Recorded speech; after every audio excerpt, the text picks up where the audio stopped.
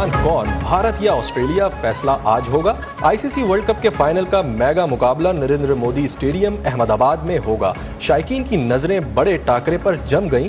Kangaroos world cup की तारीख में 8वीं मर्तबा फाइनल खेलेंगे। भारतीय टीम चौथी बार वर्ल्ड कप फाइनल खेलने के लिए मैदान में उतरेगी। फाइनल मैच से कबल रंगारंग तकरीब में मौसीकी का तड़का भी लगेगा।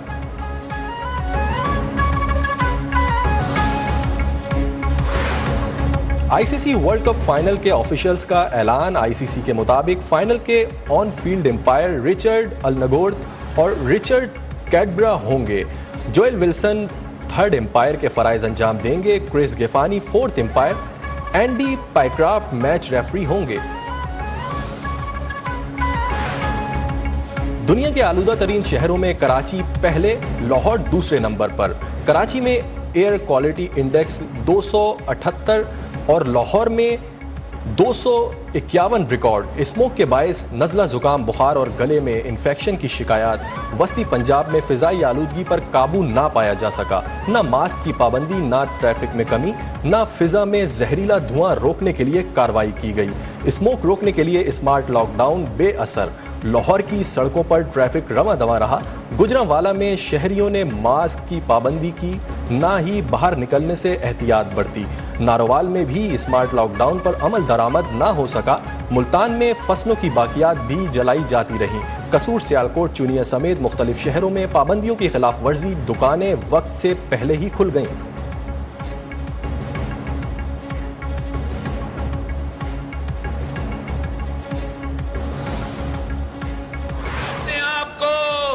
वोट की इज्जत के नुमाइंदे करार दिए थे, जिन्होंने अपने आप को खिदमत और गवर्नेंस और डिलीवरी के नुमाइंदा बनाए थे, उन्होंने भी अपने आप को, उनका असल चेहरा अवाम के सामने आ गया है।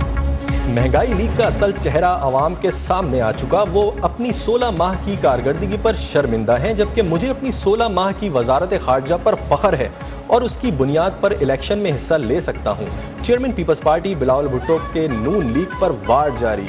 बोले कि एक जमात ने तब्दीली के नाम पर तबाही दी, दूसरी न वोट को इज्जत देना जानती है और ना ही खिदमत करना। अगर वो समझते हैं कि ज़बरदस्ती किसी को वज़ीर आज़म बनाएंगे तो ये उनकी भूल है। हम किसी IJI का हिस्सा नहीं बनेंगे और सिर्फ तीर पर इलेक्शन लड़ेंगे।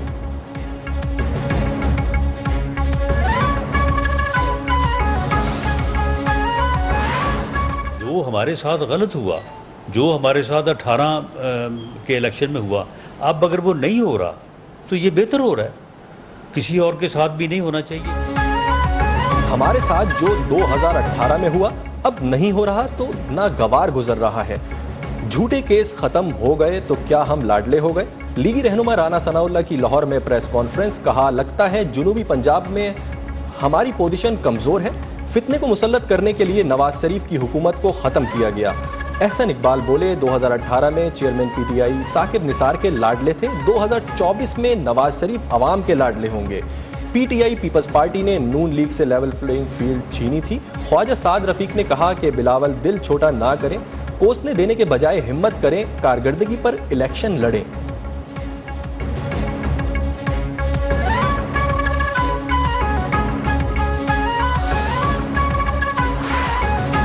अमरीकी सफीर डोनाल्ड ब्लूम की सियासी रहनुमाओं से मुलाकातें। नवाज शरीफ चौथी बार वजीर आजम बनने के लिए पुरउमीद। आइंदा इंतखाबात में अवाम नून लीग को ही वोट देंगे। कायद नून लीग की जाती उम्रा में अमरीकी सफीर से मुलाकात में गुफ्तगू। सियासी और मुआशी सूरत हाल पर भी तबादला ख्याल। डोनाल्ड ब्लूम ने अमरीकी तरजीहात से आगाह किया। नवाज शरीफ ने फ़लस्तीनियों के कत्ले आम की मजम्मत की और फ़लस्तीन में तिबी इमदाद की फौरी फराहमी पर जोर दिया। अमरीकी सफीर IPP के पैटर्न इन चीफ जहांगीर तरीन से भी मिले।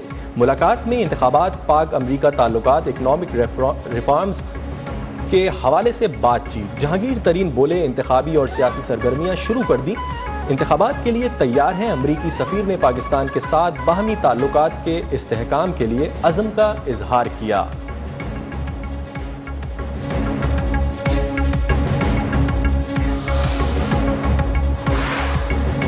हमें अपनी सजा का नहीं, आवाम और मुल्क को मिलने वाली सजा का दुख है। अफसोस है 4 साल सियासी इंतकाम में झोंक दिए गए। साबिक वज़ीर आज़म शहबाज शरीफ की पार्टी के सीनियर रहनुमाओं से मुलाकातों में गुफ्तगू, इंतखाबात की तैयारियों पर भी तबादला ख्याल। रहनुमाओं ने हल्के में जारी इंतखाबात की तैयारियों से मुताल्लिक पार्टी सदर को आगाह किया।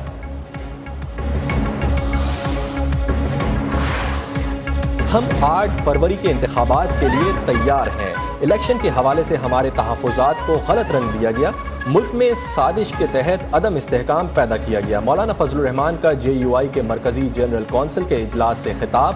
बोले 90 दिन गुजरने के बावजूद नई मरदमशुमारी और इसके तकाज़ों को कबूल किया।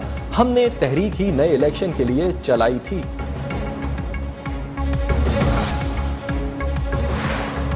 पीपल्स पार्टी वालों, तुम हमारे खिलाफ ऑपरेशन करते थे, नौजवानों को मारते थे।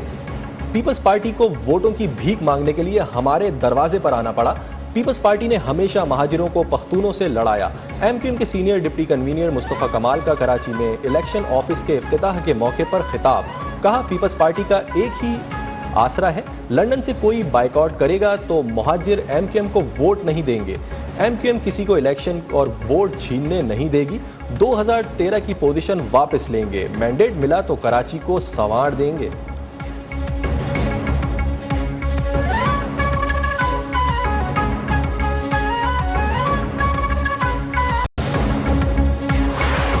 गैर